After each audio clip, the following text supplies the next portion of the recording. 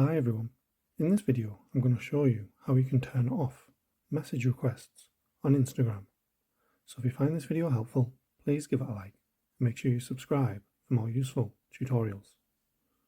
So all you need to do is open up Instagram, click on your profile icon on the bottom right, and click on the three lines on the top right.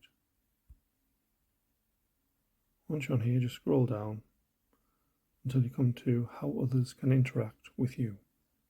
Then you want to click on messages and story replies. Then you should see message requests at the top, so you want to click on there.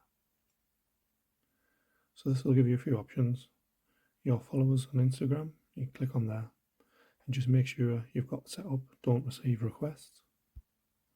Then others on Instagram, again, just make sure you have it on don't receive requests. And then who can add you to group chats. Make sure you've set that as other people you follow on Instagram, so not everyone can add you on Instagram to a chat. And I'll just let you know at the top, people you follow or have chatted with before can always message you unless you block them.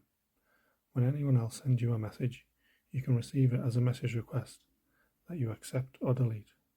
But obviously if you have them set up as don't receive, you won't get them anymore. Thanks for watching.